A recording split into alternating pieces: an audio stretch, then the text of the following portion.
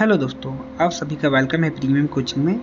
आज हम पढ़ेंगे प्राचीन भारतीय इतिहास का प्रैक्टिस सेट नंबर 32। तो चलिए दोस्तों शुरू करते हैं। निम्नलिखित में से कौन सा भारतीय साहित्य सबसे प्रारंभिक ज्ञात कृति है? ए. पुराण, बी. ऋग्वेद, सी. सामवेद या फिर डी. राजतरंगिणी। तो दोस्तों इसका राइट आंसर है ऑप्शन बी, ऋग्वेद।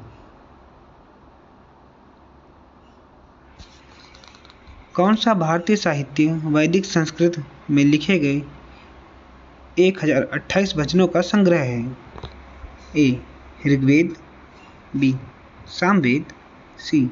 ब्राह्मण या फिर डी. आर्यकाश। तो दोस्तों इसका राइट आंसर है ऑप्शन ए, ऋग्वेद।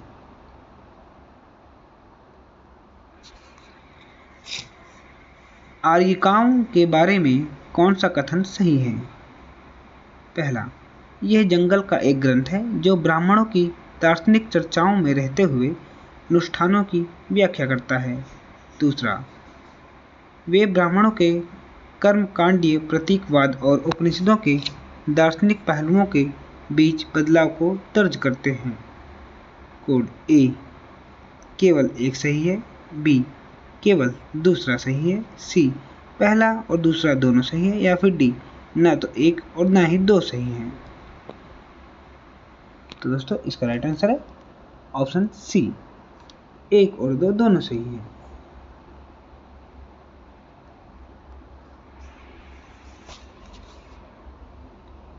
निम्नलिखित कथनों पर विचार करें। पहला, ब्राह्मण और आर्यिकाओं ने उपनिषदों के दार्शनिक सिद्धांतों का अनुसरण किया।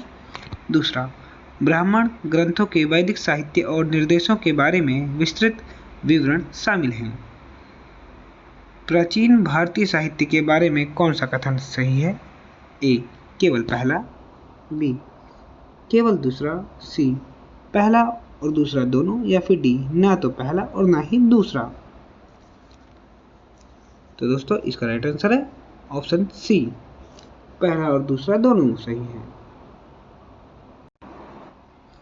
कौन सा प्राचीन भारतीय साहित्य ब्रह्मांड की उत्पत्ति, मृत्यु और जन्म, भौतिक और आध्यात्मिक दुनिया के बारे में अवधारणाओं से संबंधित है?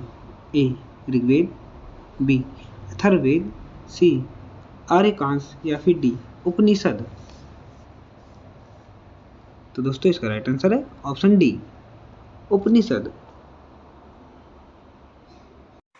प्राचीन संस्कृत साहित्य से संबंधित निम्नलिखित कथनों पर विचार करें। पहला, कालिदास की कृतियों में कुमार संभव, रघुवंश, मेघदूत, अभिज्ञान शकुंतलम को काव्य और शैली के क्षेत्र में क्लासिक्स माना जाता है। दूसरा, बाना ने हर्षचरित लिखा जो राजहर्ष और कादम्बरी की जीवनी है। तीसरा, दंडिन ने 10 कुमार चरित 10 राजकुमारों की कहानी लिखी। तो कौन सा कथन सही है? ए. केवल पहला, बी. केवल दूसरा, सी. पहला और तीसरा या फिर डी.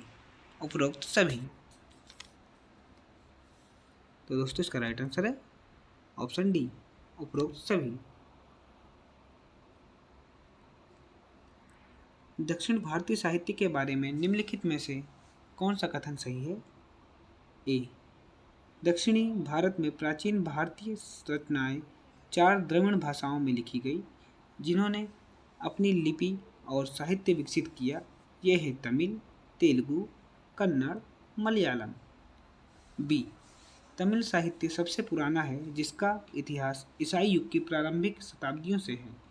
इसका विकास 3 संगमों, कवियों और लेखिकाओं की सभा के दौरान हुआ, अलग अलग समय। सी. ए और बी दोनों या फिर डी. उपरोक्त में से कोई नहीं।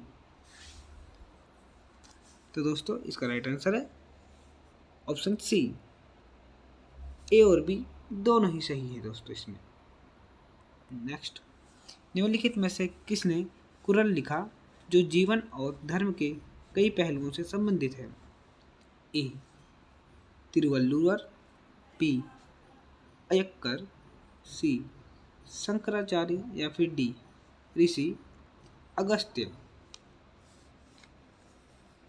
तो दोस्तों इसका राइट आंसर है ऑप्शन ए तिरुवल्लुवर। तमिल व्याकरण का वह कौन सा कार्य है जिसे तमिल साहित्य का सबसे प्रारंभिक विद्यमान कार्य कहा जाता है?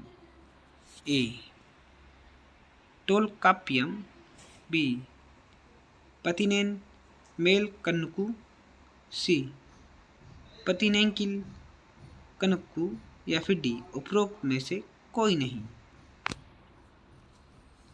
तो दोस्तों इसका राइट आंसर है ऑप्शन ए टोलकाप्पियम। किस संगम साहित्य की रचना जैन भिक्षुओं ने की थी और इसका विषय जीवन और यौवन की क्षणिक प्रकृति है? ए नान मणिकाटिका, बी नालदियार, सी इन्ना नरपथु, या फिर डी इनियावई नरपथु। तो दोस्तों इसका राइट आंसर है ऑप्शन बी नालदियार। तो दोस्तों आज हमने कवर किया इस सीरीज़ का प्रैक्टिस सेट नंबर 32। आपको हमारी ये वीडियो कैसी लगी हमें कमेंट में ज़रूर बताएं। अगर दोस्तों आपकी कोई भी क्वेरी है तो उसे भी आप हमें कमेंट में बता सकते हैं। और दोस्तों अगर आपको इस वीडियो की पीडीएफ चाहिए तो आप हमारे टेलीग्राम ग्रुप से ज्वाइन होकर वहाँ से पीडीएफ को डाउनलोड कर सकते हैं। टेलीग्राम का लिंक वीडियो की डिस्क्रिप्शन में दिया हुआ है। और दोस्तों वीडियो को ज़्यादा से ज़्यादा लाइक करें और चैनल को सब्सक्राइब करना ना भूलें। Thank you.